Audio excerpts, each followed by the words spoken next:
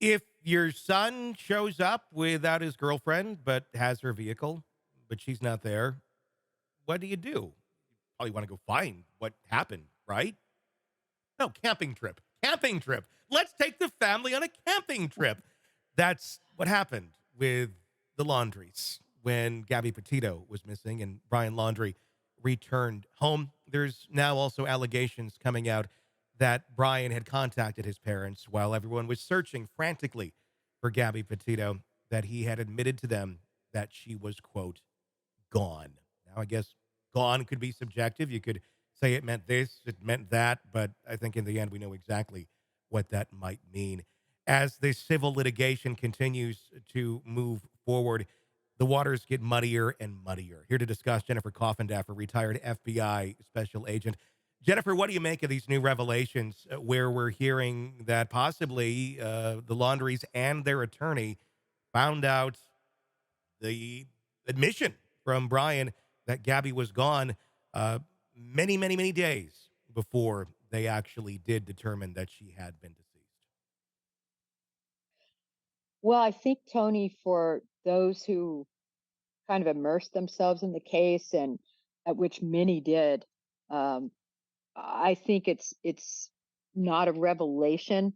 I think everybody suspected, but to see the words come out of their own mouths, I think for many people it just backs up what so many in the true crime um, community already knew. And this case just is getting uh, so much more stronger by the day for the Petitos and the Schmidts. Mhm. It's unbelievable. And, they've known a lot of this information more wholly than the rest of us. But it's really some of these admissions under oath made by the Laundries that are becoming so interesting and supportive of the fact that they knew they covered up, they had s'mores and lemonade at a campsite, all the while knowing that everybody was searching for Gabby Petito. That to me is just such a, I don't know, just almost an impossible thing to think about. To be able to go out and do something like that, go on a camping trip while the world is searching for the woman that your son left behind. And you go on a camping trip. People are searching. People are begging for you to talk. They're out mowing their lawn, yelling at the press to get away from them. It was all such a bizarre circus. And it also it didn't necessarily look, I guess, what one would think of as someone who is guilty, because it was so just flagrant out there. There wasn't hiding in the shadows. They were just living their life like nothing had actually gone on around them, or that these events were taking place. At what point do we move this from being, civilly liable for emotional distress to, well, this is now aiding and abetting if they knew this sort of information? Is that where this takes us into some sort of criminal territory? I don't think so, Tony. The Bureau looked at this inside and out, up and down, after, of course, receiving the writings and knowing some of the ins and outs of all of this. And they did make the determination that there wouldn't be criminal charges. Um, what we do know is when he came back, even if you know something, did you assist somehow in the cover up of the crime itself? And I don't think we have evidence of that particularly. Did they help harbor, if you Hmm. will, a fugitive? Well, he wasn't charged, Hmm. um, until later. And at that point, he disappears into the reservoir, leaving all his personal belongings behind, by the way, and taking a gun. And, I will forever argue that was a completely assisted type situation. And especially when they went and picked up the car. Yeah, well, yeah, have you had all these people searching for days and weeks, I think actually, trying to figure out where he went, and then they just go out for a walk one day and they know exactly where he's at. Again, another very bizarre thing, but I guess if you're gonna go for a camping trip when your son's girlfriend is missing and possibly presumed dead, I guess anything is possible in the mind of parents that would do something of that nature. Right. I mean, recall the first time investigators went to their house, they cracked the screen door and passed through a business card of Steve Bertolino. Hmm. So, what family that loves, this was a fiance. This is going to be your Yeah, daughter-in-law. that's true. Gabby Petito lived there. Yeah. What future, family member does that?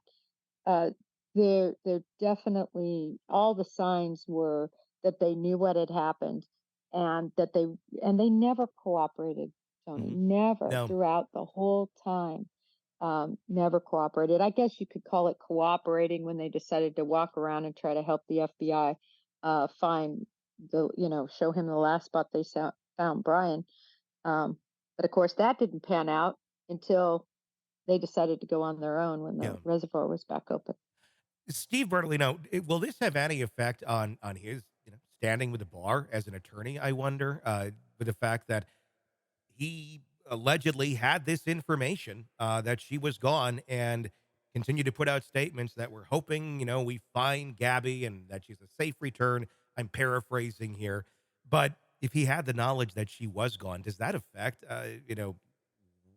your professional standing as an attorney?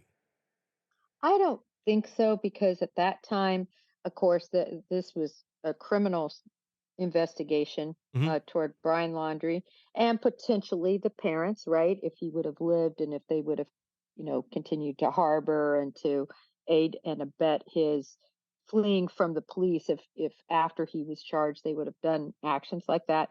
So what is, that's the one sacred thing that we really do have in our system that's special, right? Is the attorney client privilege. And Sure. you can admit all you want as long as you're not complicit Yeah. in the aiding and abetting or the harboring.